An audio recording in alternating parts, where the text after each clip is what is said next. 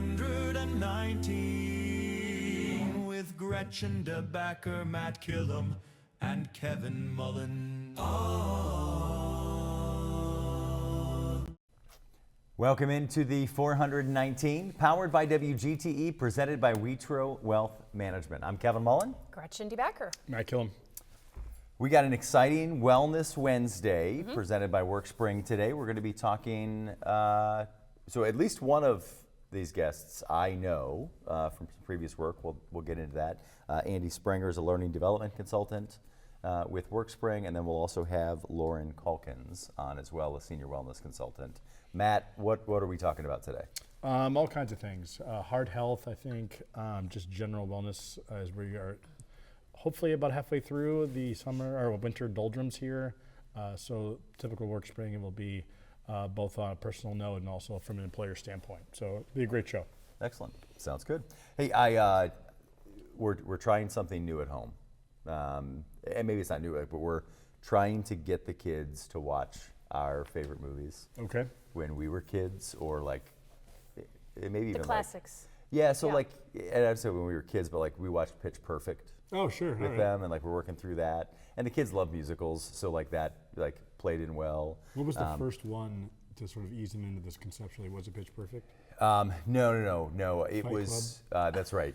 We went Fight Club, It. God. So we're all sleeping in the same Cujo. bed. Yeah. That's right. No, we did the goal. So we watched a bunch of Adam Sandler movies, and that was probably the first time we started walking down that road. And then we realized like we're going to create a clear line here that the kids understand what you hear and see in the movie. You cannot do at school, Sure. right? So when you watch Billy Madison, like you can't do any of that. But the overall like overarching theme of the movies are great. Yeah. How do you and Danny pick? What's that conversation like? Yeah, it's one of us throwing out something crazy, and then the kids saying, "No, I don't want to watch that." Then they want to watch. Yeah, sure. Then they want to watch the trailer. Yeah. And the trailer isn't helpful either. Yeah. Princess Bride. Yeah. Like there really isn't a trailer. Sure. Per se. Right. And so the kids were like, absolutely not. We don't want to watch this. And we were like, well, then you can go to bed. So what time? So it's watch it or punishment? Yeah, basically? that's right. Okay. Yeah. I like And then it. they loved it. When in the week when is movie time? In the evening. So we'll do Like Friday, Saturday, or Sunday, or? Yeah. So it's, I mean, during the week, if we've got the time. Sure. That is, I mean, my kids don't stand still.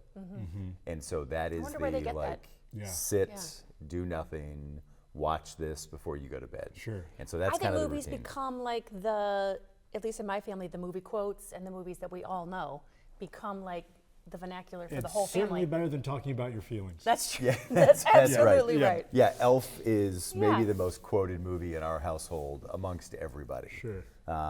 And so the number of times that, you know, one of my kids will tell me, like, I smell like beef and cheese or something, and it's like, sure and I that's the respond movie? with, that's right. It's funny because I've never seen the film. Yeah. But I respond with, "Will you sit on a throne of lies?" Yeah. So All right. I love that's it. great. I love it. All right. Ours is so, Young Frankenstein. Classic. Yeah. All right. So then today we're talking heart health. I'm moving like, right past. all right. Gretchen. All right. What was your favorite movie as a kid? We watched all those, Young Frankenstein, High Anxiety, those movies. We haven't done Young Frankenstein with the kids yet. Yeah. We need to. Yeah. Oh boy, my favorite movie as a kid, a Top Gun. Okay. I like that. All right. I was probably Home Alone. Yeah. All right. Yeah, Sure. I like that. Mostly just because of the violence. The violence. That's right. The thought of booby trapping my house Yeah, it's just awesome. seemed Yeah. really The really ambiguity exciting. of Kevin's dad's job. You know, what does this guy do? Can you imagine like just disappearing and not realizing for about 24 hours, and then it taking the better part of a week for you to get home? Yeah. Great. Yes. All right. When we come back, the dream is alive. When we come back, we will talk with Andy Sprenger, a learning and wellness consultant, a learning and development consultant with WorkSpring. We'll be right back here on the 419. Support for the 419 comes from Witro Wealth Management, where we understand that your financial path is personal. Advisory services are offered through Capital Investment Advisory Services, LLC. Securities offered through Capital Investment Group, Inc. Member FINRA and SIPC. More information at witroadvisors.com. The 419, powered by WGTE, is made possible in part by supporters like you. Thank you. Introducing The Local Thread, a community news series uniting voices and storytellers from across the region. In partnership with La Prensa, the Toledo Free Press, the Sojourner's Truth, Toledo Public Schools, and veteran journalist Jerry Anderson. The Local Thread brings you stories and conversations that connect our community. Hear it weeknights at 7 on FM 91 with early access on podcast platforms each morning. The Local Thread, only on WGTE. Welcome back into the 419. It is a Wellness Wednesday presented by WorkSpring. We're joined by another friend of ours from WorkSpring, Andy Sprenger. Thank you for having me. Thanks for being here. Yeah, you are absolutely. a learning and development consultant for Yes. WorkSpring. Yes. What does that mean? I like to say I'm a gardener of training. No, I help plant the seed, and then I help water that seed till it grows, and then it bears fruit when it comes to learning. And I go in and I teach professional skill development. So if it's communications, if it's, let's see, what else do we teach? We teach a lot of arrays. So communication skills, as you can tell, I'm very good at it. Slow starter. I know, That's right. slow yeah. starter. It's the winter. It's you know, it's a little the gardening slow. metaphor Yeah, there's works. a little fog. Yeah. I really was working on that gardening Yeah. metaphor, and Yeah, it sure. did not come out correctly. We can That's right. workshop all it. Let's that. do it now. Yeah. Throw some water on him. Let's Thank see you. what happens. Yes. We're already no, through all the water. no, That's how but, we got him this big. leadership skill development, classes like CPR, Yeah, disc training. sure. Maybe it's how to have difficult conversations, verbal de-escalation, those type of classes. What- So some people say soft skills. Simon Sinek says human skills. Right. I'll go with human skills. Yeah. That's what I teach on primarily. You and I met a number of years ago working on a different project. You at the time, I think, were working at ProMedica. Yes. But you've got a background in martial arts, and we met actually through Justice for Sierra and their Sierra Strong self-defense program. Yes. What was your role in all of that for folks that don't know? I helped write the self-defense portion. So the tactics, the moves, the maneuvers, but I also helped with filming. So I was the face on the screen. Andy, where are you from? Toledo. Okay, Yeah, right. the And you- 419. What? Yeah, Yeah. Sorry, did I just it. date myself with the what? No. absolutely Okay. not. Yeah, aggression. We relate. Yeah, Okay, there we go. Yeah. still cool with us. You want to go to the mall later? Absolutely. Yeah, go to Orange Julius. maybe go to Red Baron. Yeah, The yard. Red Absolutely. Baron. Little Yes. shout out. That's Yeah. good. I've What got- end I'm what from end of Toledo. town? So I grew up in the west side of Toledo, and then moved to Sylvania Township, and now live in Sylvania. So martial arts to this sort of profession. Walk us through your lineage. How did you get from little Andy to big Andy? So I'll get a little personal with it. please. I got into martial arts when I was 7 years old, primarily because of my parents. So I had a really nasty temper.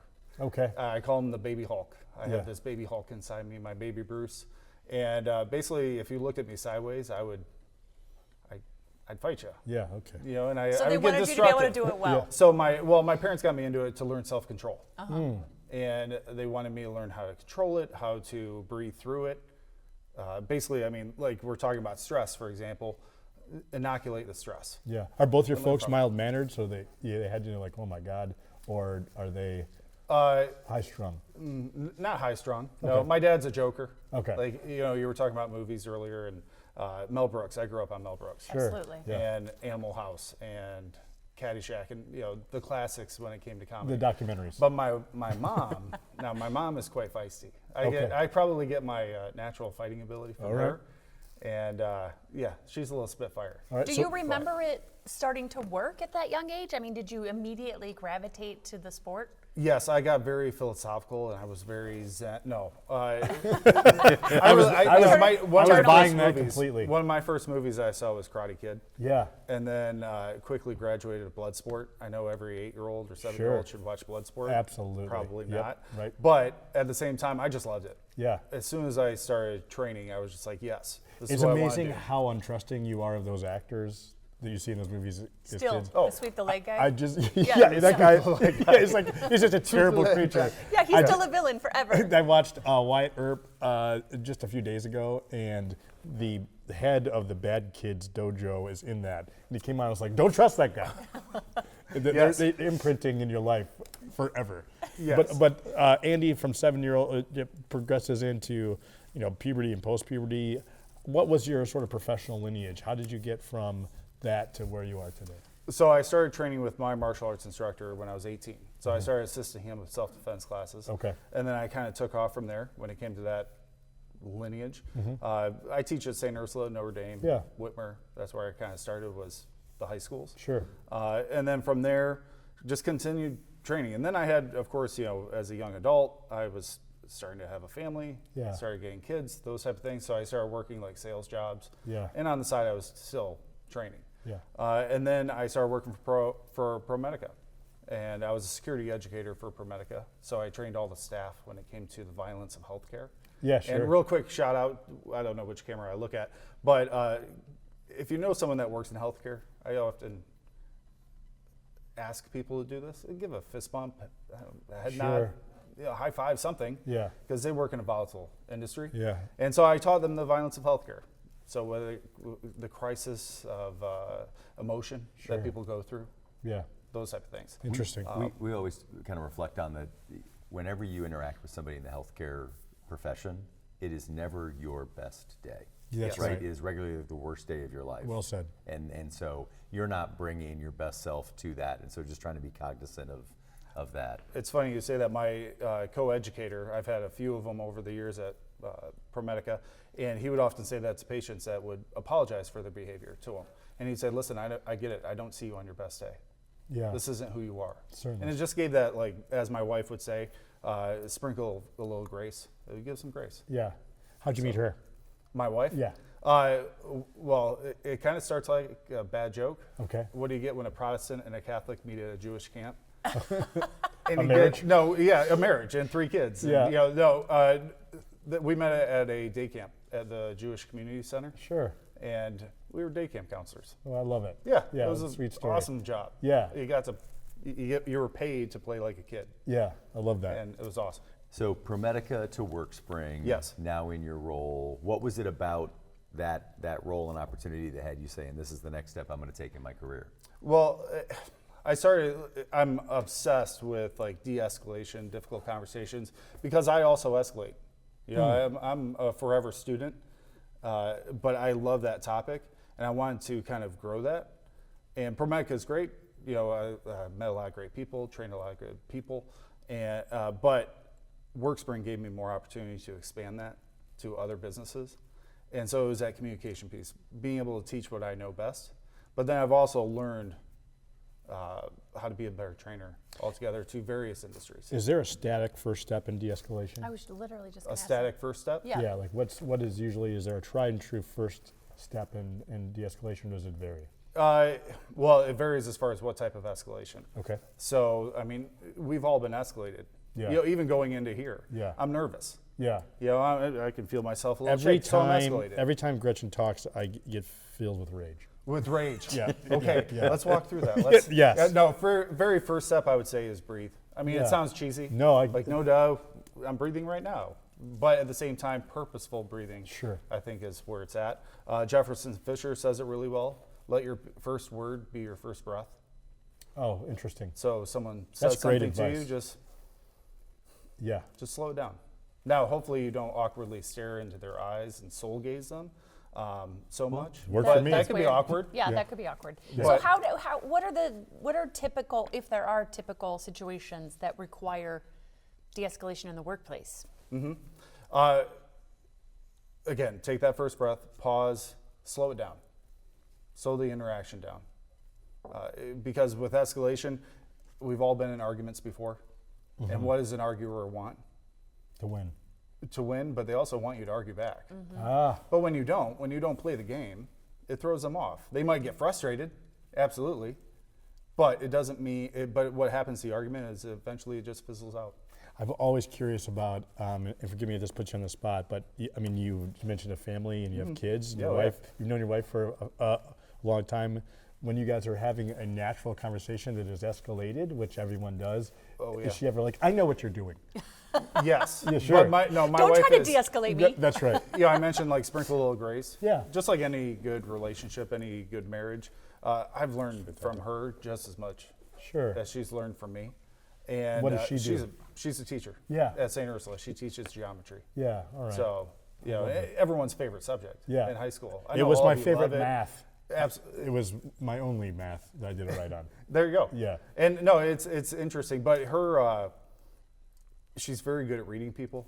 She's very good at reading the situation. Okay. And it kind of depends. Like my oldest boy, he's 19. He knows how to push every one of my buttons. Yeah, And so I have to, a lot of times, I call it me-escalate. You have to me-escalate before you can de-escalate. sure. Yeah. You know, so I have to calm myself down before I can ever interact with him because he knows just how to push those buttons. Yeah, and then natural And- rub that you two have. Sure. But my wife can speak his language really well. 100%. Yeah. Where my middle son, I speak his language better than she does. So Yeah. oftentimes she's like, here you Yeah. go. But you're like, yeah, here's an opportunity Yeah, to how speak. about you go speak to him? And I'm like, okay. So but at the same time, it's to de-escalate the situation. Yes, she does know like my tactics. Yeah, sure. And then she goes, "You're not my therapist. You're not That's what I mean. therapizing me." Yeah, Even she's- though I mean, that's she's- a fun word to Is that say. a word? It is Therapy? a word. It's It a is fun word. word. They're all made up. Yeah, they're all Yeah. good. Yeah. You why know not? what? Learning and development. That's right. Absolutely. That's- So Absolutely. once you Constant growth. de-escalate and back to a workplace situation, Yes. and you're out of the situation with that person, what are you supposed to do then? Like, throw- where do you put like that sort of energy or acrimony or whatever the feelings that you still have, even though you're out of that situation? Reflection. Again, there's short-term methods and there's long-term methods. Short-term methods would be, for example, a lot of times when people are upset, they want acknowledgement. They don't want the fix. They want you to acknowledge their That's right. emotions. That's well said. You know, and just say, that sounds hard, or man, that's difficult. You know what? I get where you're coming from. And then you ask them questions. Okay, that's more short-term. Long-term, I'm a big fan of cognitive behavior therapy, CBT. And so and this is for yourself, is you kind of go into, okay, what were my thoughts going into this? What were my thoughts afterwards? And then I start to evaluate what I can and cannot control.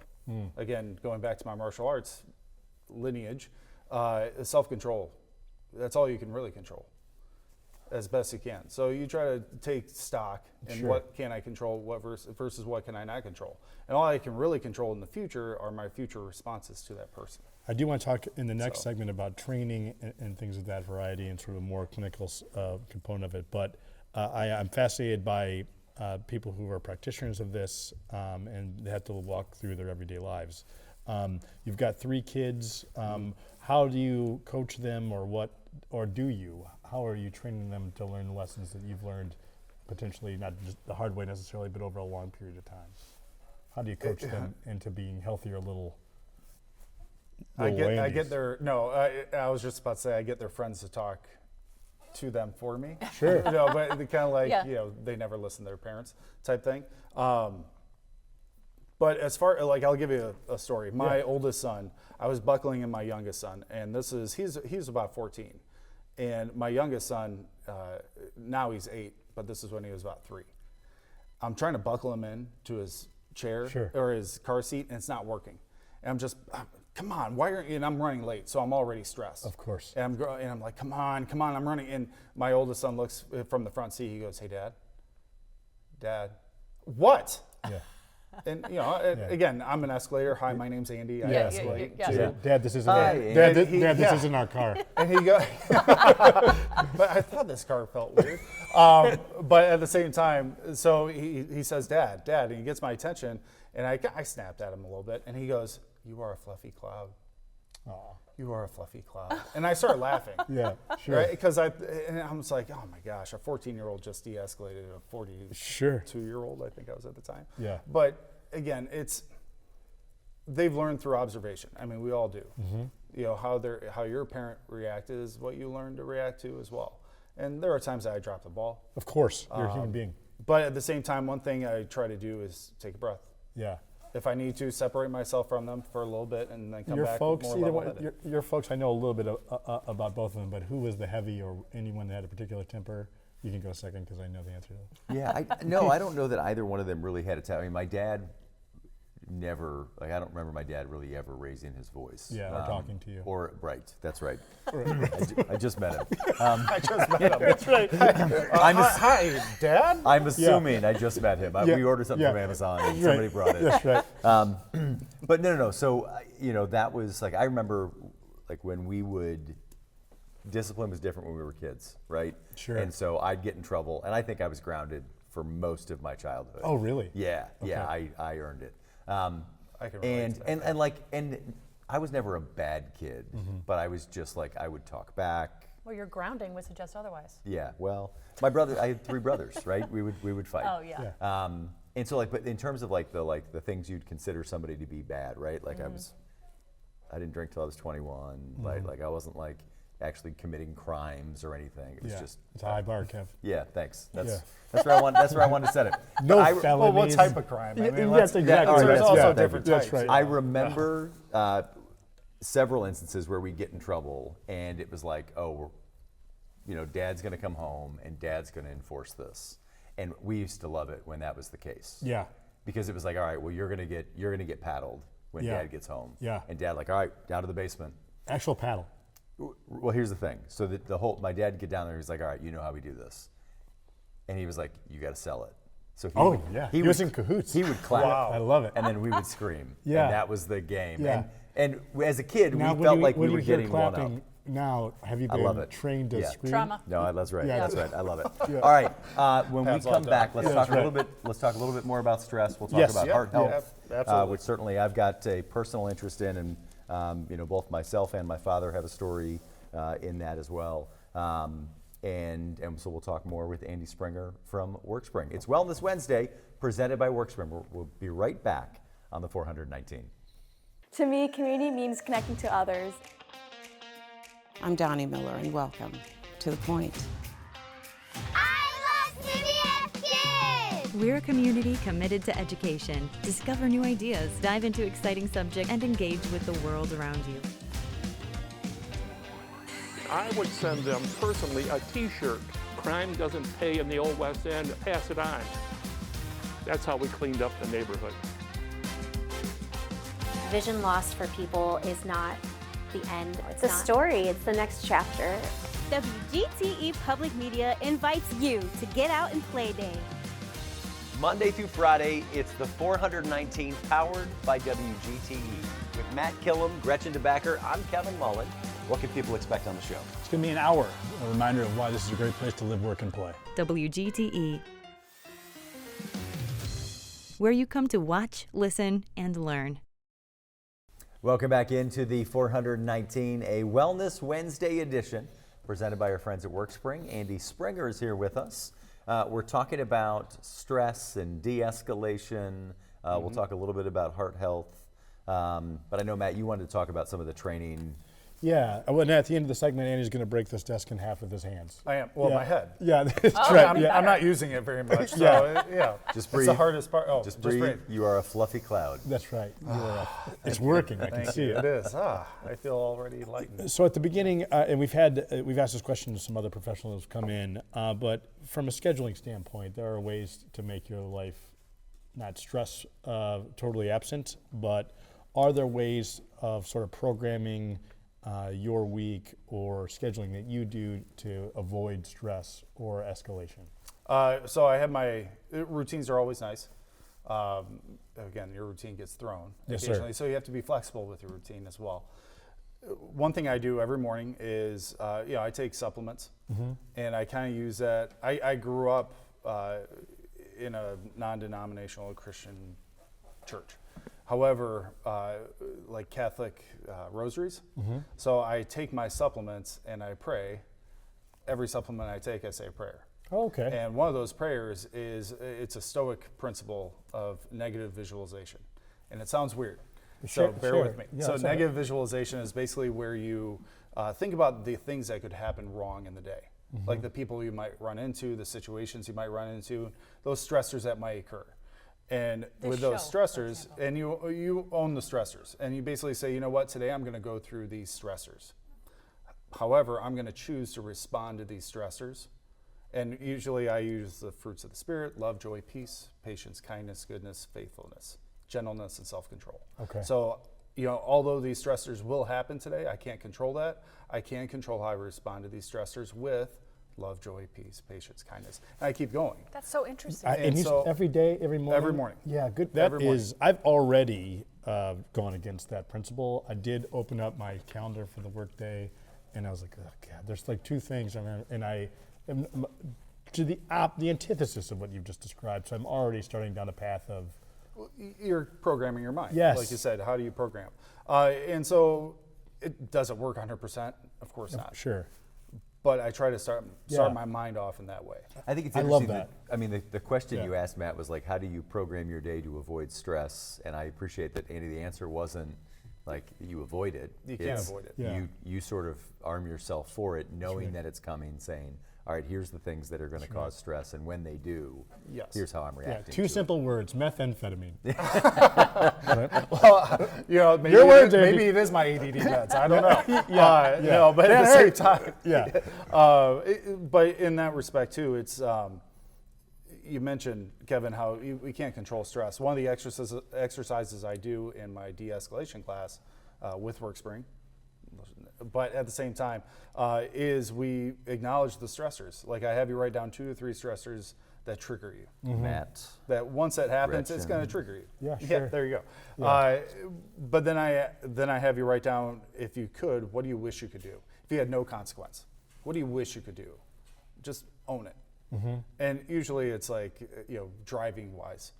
This morning I saw a guy just weaving in and out of traffic in a Wagoneer.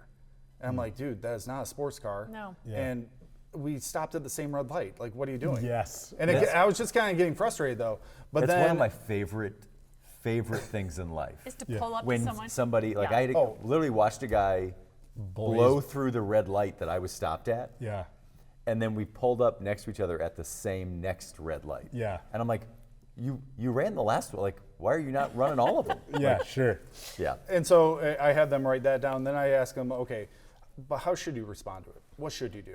Because most of the time, people, when it comes to the wish, especially when it comes to driving, they wish they could pull someone over. They wish they could run them off the road, or whatever it is. Yeah. But of course, we can't do that. So I say, okay, what should you do instead? And choose that response. And then it helps solidify the response you should have to the stressors that trigger you. Because it's your trigger, it's not mine. Yeah, but it's it's a more practical way of actually owning it. Yeah. And as painful or as insipid as it may sound, having to write it down and look at these things and think through it in itself is a valuable process. And that's it one really reason I is. like CBT, is because One more time for that. cognitive behavior therapy. Okay. And Can you talk us a little about what that means? sure, there's basically 3 ways to think of it. Okay. We have thoughts. Those thoughts influence our feelings. Our feelings influence our behavior, our Okay. actions. And it can go in reverse. So like if I'm trying to, if we're talking today, like we are right now, and I know you really well, but your actions seem off, like your behavior seems off, well, you're having feelings. You're feeling something, and maybe I can pinpoint that feeling. But then you're having thoughts, and what are those thoughts about your feelings? You see someone and you're like, oh my gosh, here we go again. Yeah. Okay, what are your thoughts about that person? That's leading into your feelings of frustration, Sure. anger, just avoidance maybe, and you're going to act that way. So if you're not aware of that, it's kind of a predictable cycle. And CBD kind of talks about that in that respect. That's so so it's just interesting, writing it down, the thinking it out. predictability and acknowledging that Acknowledgement's huge. it seems like such a simple thing. I'm going to try that. But it's process oriented. Right. I guess, Andy, again, forgive me for what is certainly a personal question, but I love personal questions. how long, what's your social security number in your mother's maiden name? What's your credit score? Yeah. My favorite dog, the street I grew up on. Yeah, there's a couple random questions we like to ask. Of course. Yeah, Of course. yeah, Yeah. sure. No, what not city creepy were at you all. born? Yeah. What's your mother's maiden name? Yeah. Are you a heavy sleeper? Maiden- I already said mother's maiden name first. Don't get further credit for Did that. you say brother or mother? Yeah. Mother. Oh, mother. Oh, I I didn't thought hear you it. said brother. I'm like, I what's think your- it's Sprenger. Well, you are What's handsome. What's your brother's maiden name? That's great. Yeah, that's a Gretchen question. That's You can the see kind why of my rage. You can understand why my rage is valid, right? It's just the dumbest. It's a predictable. lovable rage. So you though. should- I've never seen lovable rage, but Yeah, I sure. see it now. That's his Yeah. personality. It's amazing. You should predict that you are going to be upset and acknowledge it. Sure. Write it down. Gretchen, I and have then to you- listen to Andy because we've asked him to come on the show. I don't have to listen to a syllable that rolls out of what I would describe. Okay, just Gretchen, relay what you want me to say to Matt, and then I'll say tell it to him to Matt, use and his then we'll talk. Andy, CBT. punch her. Okay. Andy, Let's talk get back to us, focused. let's bring yes. us home here, Andy. Talk to me about, so how does all of this relate then to heart health? So again, heart health, stress. What's the first thing that changes when you get stressed, when you get escalated? Heart rate. Heart rate. You know, and there's only so much we can take. And so when you're, and that's why I love training. Training is a stress inoculator. When you train, like CPR, you might be nervous with CPR, but when you train it, you get less nervous about it. You know, a great example is my middle son. Random story, I know. I'll land the plane, I promise. Let's take it. My middle son, he used to be terrified of storms. Like when he was a really young kid, he's 17 now, but when he was like 6, I mean, he would shake. He would get so scared of storms. So we basically challenged him, learn about it. And now he loves weather. Like You're kidding me. Ear to ear grinning when storms come. And he Fascinating. wants to be a storm chaser. That's what he wants to do. Yeah. But he trained himself to get there. He might have educated overcorrected. himself. He educated himself Yeah. to get there. And when he educated himself, when he trained, he became less stressed about it. Sure. And so it changed his heart health, his overall health, This his is mental health. this is a bit of a stretch, admittedly, but that was, I think, Mark Twain's conversation about ending racism and all these other things is travel. It's much more difficult to discount or think poorly of individuals if you live amongst them or are visited. So I think having the more you know, right? I think that's the old from our youth. That's the public service lasted the announcement. generations Yeah. for a reason. So But being able to commit yourself to that and to do the work and the steps along the way to say, hey, I want to avoid this big catastrophic thing at the end. And so the way to start is to, you know, find the steps or find the triggers that lead down that road and try to and stem them off. I'll bring it back full circle as well, is take a breath. Take your time. Again, stress doesn't go away, but you can manage it. What are the other things that you can do, or do you train people through your job at WorkSpring to do to reduce stress? I mean, active things that you can do other than breathing and the de-escalation techniques. Is it eating better, exercising? What other sort of lifestyle things do you train people about? It's all the above. Yeah. Everything you mentioned. Again, if you have that nagging feeling of what you know you should do, okay, you're speaking to yourself. Yeah. And it's, man, I should eat healthier. Okay, start slow. I mean, start, and I think Alyssa said it, one of my coworkers at WorkSpring as well, is micro habits. It's start slow. Take time. The stress is going to be there. Okay, so when this stress hits my system, what can I do? What can I control? How do I respond to this? And then, you know, as far as it's the classics: eat healthy, exercise, those type of things. Have you found, we're all, sounds like in the proximity of ages, how much are our phones and technology in that way? Has that changed? Is that part of your training? I mean, there is stress, people doom scroll. You know, is there part of the training component or conversation piece in terms of just breathing, just put your phone down? How much is just taking a moment of a zen, or can you touch us a little bit about that? I mean, we're all, no matter how much we try to blame or say that young people are glued to these things, we are just as bad, if not worse. Right. So is technology adding to what I would describe as a more rabid? Technology, I mean, can be a blessing. I mean, you look at like the app Calm. Yeah. Right, meditative apps, music. I love listening to music. It's one of my de-stressors. Okay. What do you listen to? Tool.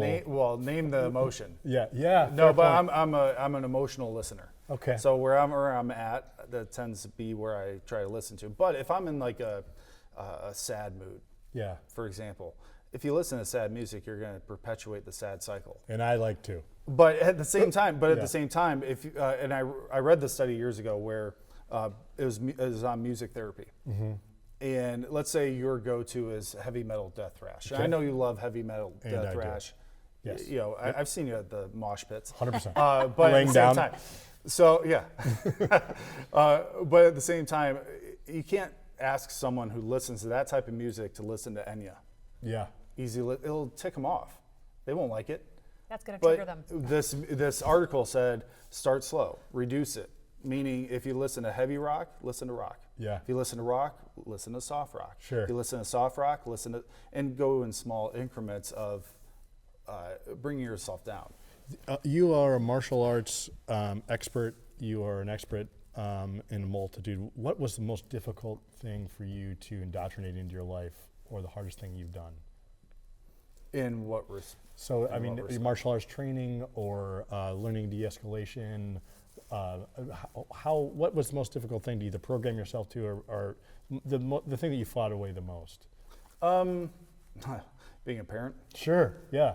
Kids. I've learned more from my kids than I've taught them. Yeah. I'm sure of that. And it's just, I never realized how much your thoughts are on their lives. 100%. And how much you want them to succeed. Yeah. And when you see them going down a path that you're like, don't do that, and you can't control it, it kind of hurts. Yeah. Because you wish you could help them along in that Fix respect. everything. So I would say, long story short, sorry, I'm kind of going down that's an ADD fine. rabbit hole there. Parenting is one of the biggest life lessons I've experienced and one of the hardest things. All right, let's do this. It's time for Gretchen's wacky quiz. Matt, you didn't want to participate in that? I was just taking in what Andy just said. You were just breathing. That's right. Perfect. All right, 4 rapid fire questions from me. Take a deep breath. Okay. Gretchen is going to ask you for your favorite thing in the region, and then Matt's got the hard one. You have to describe Toledo or the area in exactly 9 words. I'll walk you through it. Oh my goodness. Yep. Okay. We'll do it together. Okay. All right. Question number 1. What does happiness mean to you? What does happiness mean to me?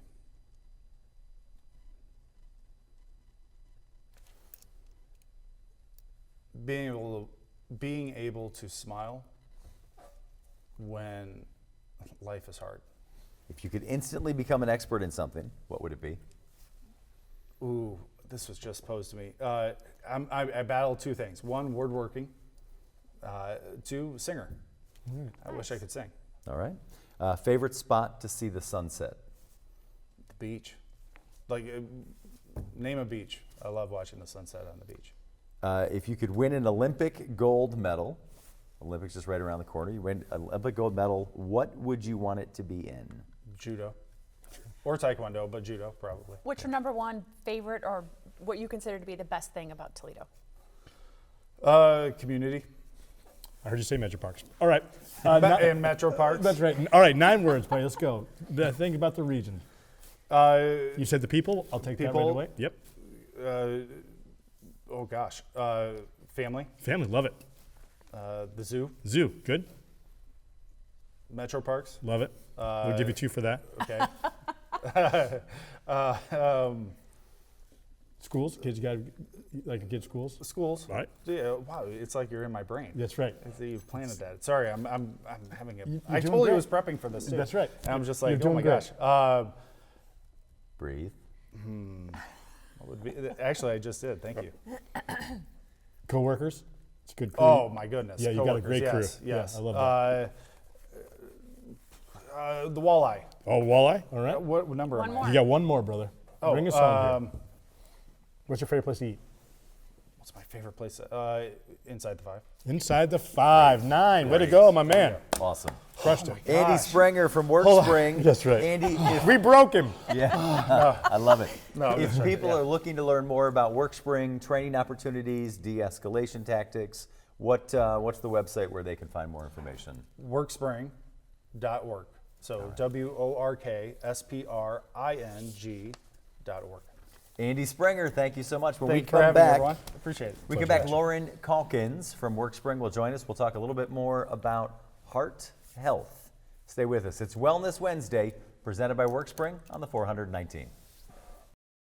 Support for the 419 comes from Witro Wealth Management, where we understand that your financial path is personal. Advisory services are offered through Capital Investment Advisory Services, LLC. Securities offered through Capital Investment Group, Inc. Member FINRA and SIPC. More information at witroadvisors.com. WorkSpring. HR issues and employee well-being go hand in hand. WorkSpring supports employers through compliance, training, and wellness because healthy workplaces don't happen by accidents. Learn more at workspring.org. Toledo Refining Company, a subsidiary of PDF Energy. Toledo Refining Company is a supplier of fuels that keep our region moving. Located in Oregon, Ohio, the refinery processes crude oil into gasoline, diesel, jet fuel, and other petroleum products. And TARTA, celebrating its 55th year of connecting Northwest Ohioans to their community. More information at tarta.com. Welcome back into the 419. It's Wellness Wednesday, presented by WorkSpring. We're joined now by another of our friends from WorkSpring, Lauren Calkins. Lauren, you are a senior wellness consultant. Yep. What does that mean? Well, also more importantly, we ran over with Andy, so you are going to have to break the desk with your head or hands at the end of your segment. I'm sorry. That's okay. I'll get right to it. Yeah, take your time. Okay. Yeah. Yeah. Yep. I don't know what warm up for that looks like, but I'm let us ready know. for it now. Yeah, ready for it now. Yes. Yeah, that's yes. all right.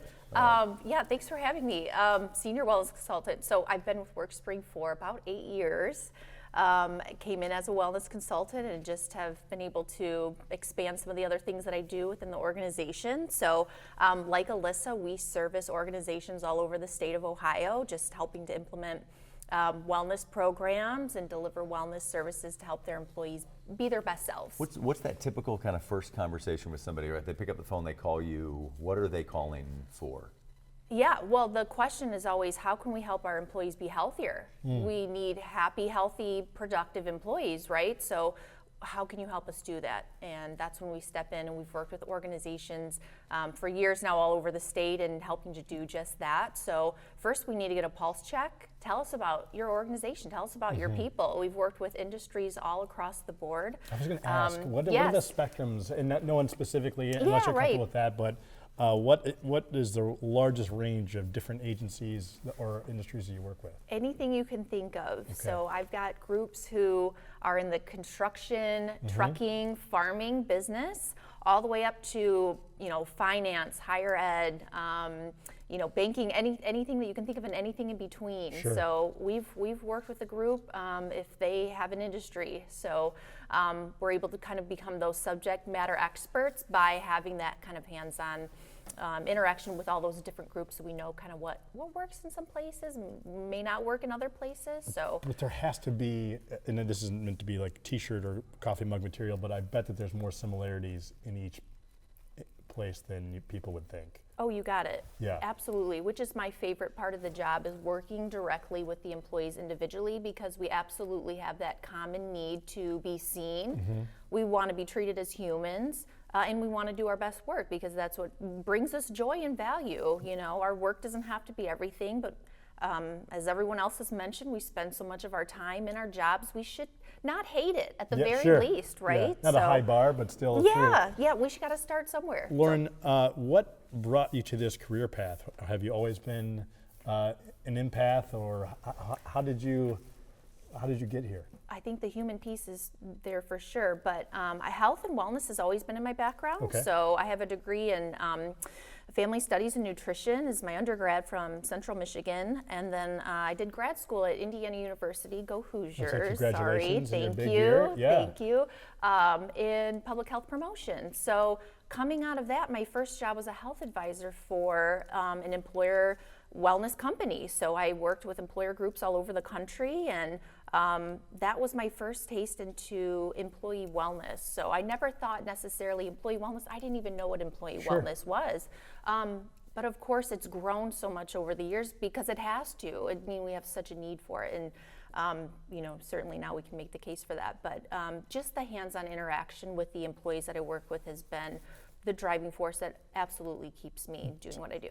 And you might not have a specific answer for this, and that certainly would be understandable, but did you have a particular aha moment in your career early? You're saying, this is absolutely what I want to do, or a success story that you were like, I've made a difference here and I want to make a career of this? Oh, absolutely. I've got stories for days. I think back to my first position right out of grad school as a health advisor, talking to somebody who had just gone through kind of a rough time personally. This is at a time where we were doing some telephonic coaching, and this person had expressed some, needs for additional support in the stress management kind of department. And I was sort of still new at this, and I gave him some resources. We stuck it through, and I think the big piece that drove me to want to continue this position is that he wanted to come back every week and have these conversations, because we would end these conversations with, you know, have the expectations be what you want them to be. It's not my expectations for you, it's your expectations, and I'm just here to help. So, I can't do it all for you. A coach is not someone who tells you exactly what to do and how to do it, but we need to find your why. I mean, that's the big piece of it. Why do you do anything that you do? Why do you wake up in the morning? Why do you go to your job? Why is it that you do anything that you do? That's that purpose piece. And so for me, it clicked when he kind of had made this 360 realization that, oh, I know why I need to do this. He told me all of his whys, and he was able to start making changes from there, because behavior change is hard.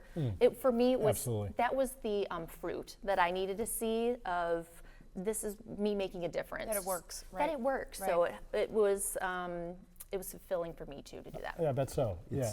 It's February. Valentine's Day is right around the corner, so people are talking about, love, and hearts are everywhere, and we think about, heart health and stress. Is it that important that you love your job?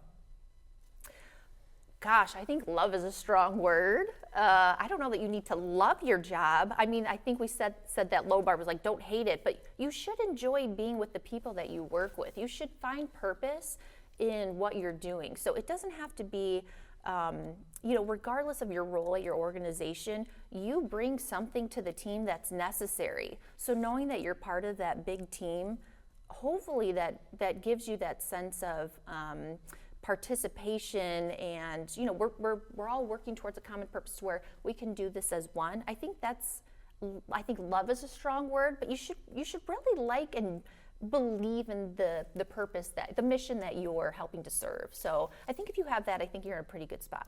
And this isn't a defeatist anecdote or comment, I guess, but there has to be also a healthy component of what you're feeling means that maybe this is not a good fit. Right, or to your point, or sometimes things age out. You work someplace for a decade or 20 years, and things change, or you change. Is there a process or a check down? And I don't mean that to sound impersonal, but sometimes people just need to change. What is that? How does coaching work in that dynamic as well? Absolutely. I think that's a great question. I think we all have probably been faced with that, and I think at the end of the day, and I can only speak personally, is, for instance, when things change and things get hard, as any organization will have that come up, right? No matter where you work, you have to decide, am I in it for the mission? I keep kind of going back to that, like, what is our common goal? And what do I bring to the team? Am I bringing value to the team? Because at the end of the day, I need to bring that value so I can have that kind of self-confidence. I need that for my own well-being.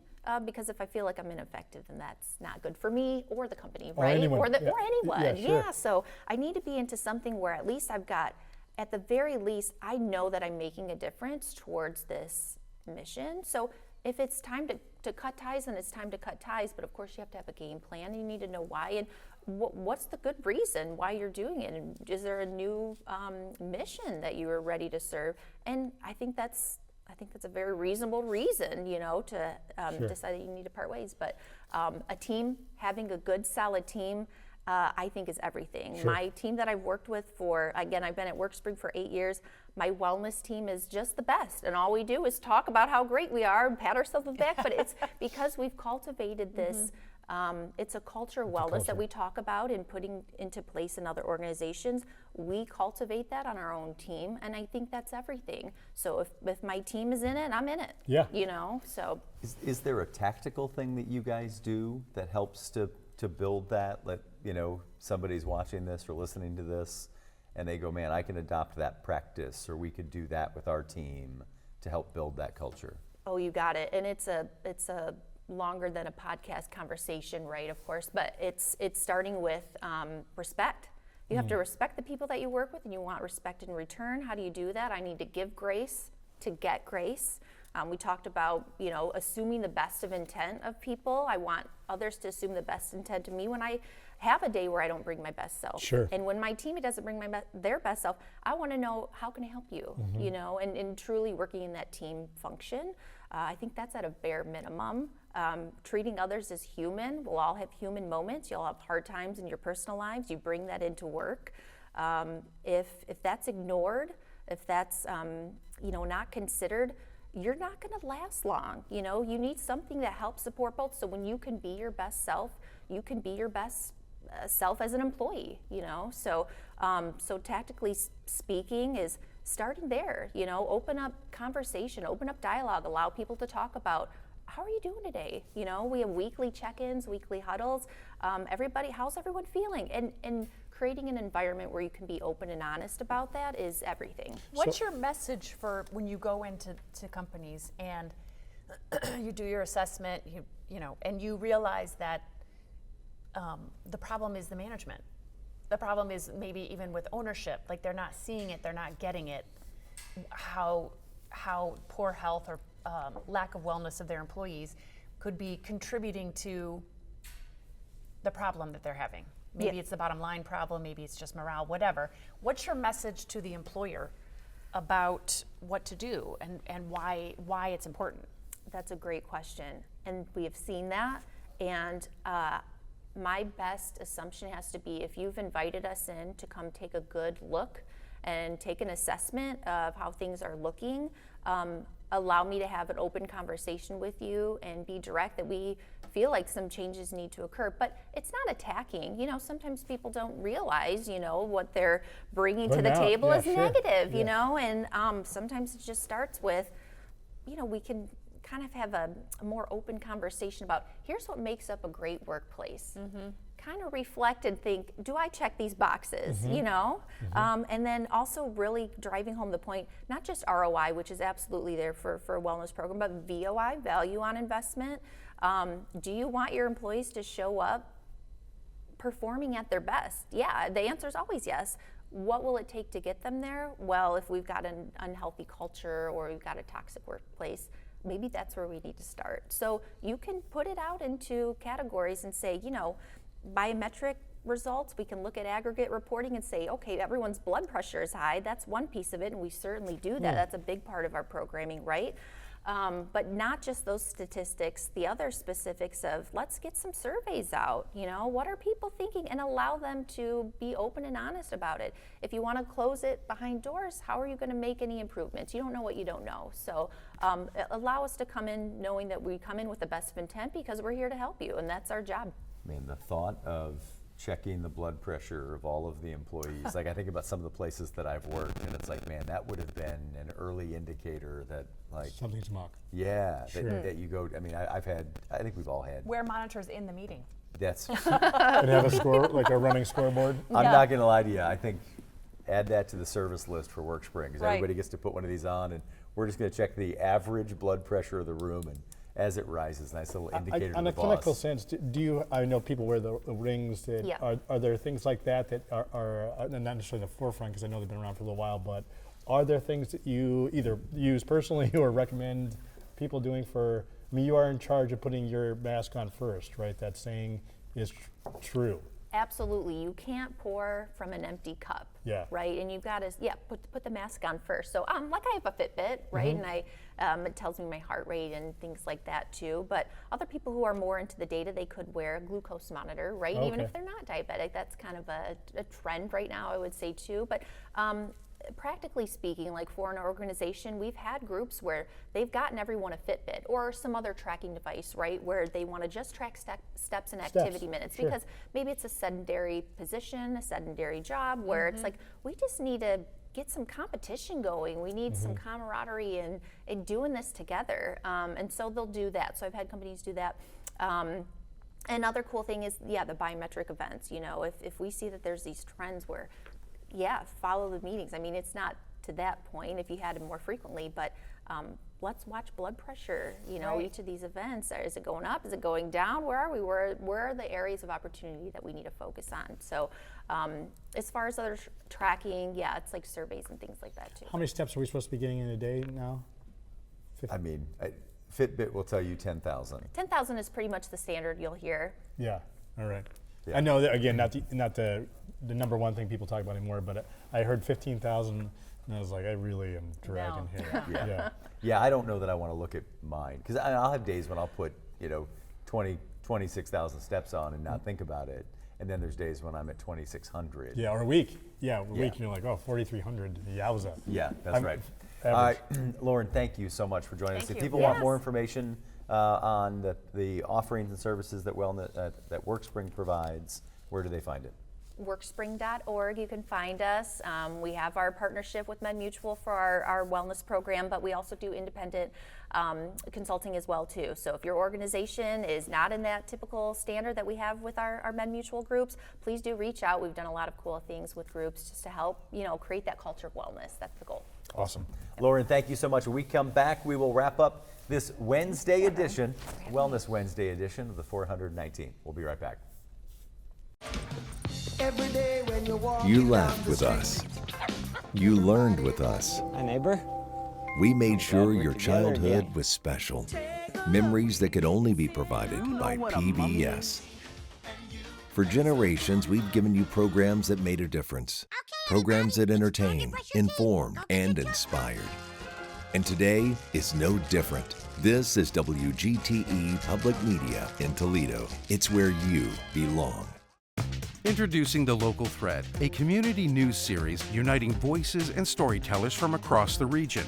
In partnership with La Prensa, the Toledo Free Press, the Sojourner's Truth, Toledo Public Schools, and veteran journalist Jerry Anderson. The Local Thread brings you stories and conversations that connect our community. Hear it weeknights at 7 on FM 91 with early access on podcast platforms each morning. The Local Thread, only on WGTE. Welcome back into the 419 as we wrap up this Wellness Wednesday edition. I always enjoy getting a chance to meet new friends and catch up with some old ones, but certainly two new friends from WorkSpring joining us on the program today. They have a great team there. Yeah, man. I know that we were sort of pushing into heart health, but that whole industry feels like a cold way to describe it. But the conversations, both technical and really more practical, like having the human beings talk about their everyday lives and lessons they've learned or how they got into these roles is always interesting to me and helpful. Yeah, I appreciate kind of Andy's advice of like, how do you avoid stress? And the answer is you don't. Yeah. Right? You prepare for it, you train for it. And I think that idea of knowing that it's coming and putting yourself in a position to where when that trigger, when that stressor kind of shows up, like first step, breathe. Yeah, and that was sincere. That we said, well, this is how you should start your day. And I was like, well, I've already not done that. That was a true story. Like I'd already looked at my calendar and I looked at a couple things. I was like, oh God. I know that my days are better when my phone is not the first thing I look at. Yeah. But it's so hard to break that habit. And I've got this, somewhat of like a self-God complex that like my work matters more than it really does. And so it's like, but that's such a fine line, right? Because that's what lives are, at stake or involved in yours, Gretchen, and more immediate, obviously. But that is also what fuels you to be effective. I don't think anyone's ever described me as being effective, but yeah, I want to care more. When I was a busboy, I thought I was like keeping the whole place together myself. Yeah, it all matters. All right, on tomorrow's program, we look ahead to the weekend. Yeah. John Ickes joins us. We take a look at our Toledo.com. He could use some help just slowing down. Yeah. Just take a deep breath, John. He's so We'll do some breathing exercises with him. Yeah. Perfect. I like it. And then also the Village Players will join us as well. An exciting show tomorrow as we take a look at our Toledo.com community calendar driven by TARDA. 3 opportunities to enjoy the show. 7 a.m. on YouTube, 3 p.m. on FM 91, and 6 p.m. on WGTE Connects Channel 30.4. It's the 419, powered by WGTE and presented by Witro Wealth Management. We'll see you back tomorrow. The 419, powered by WGTE, is made possible in part by supporters like you. Thank you.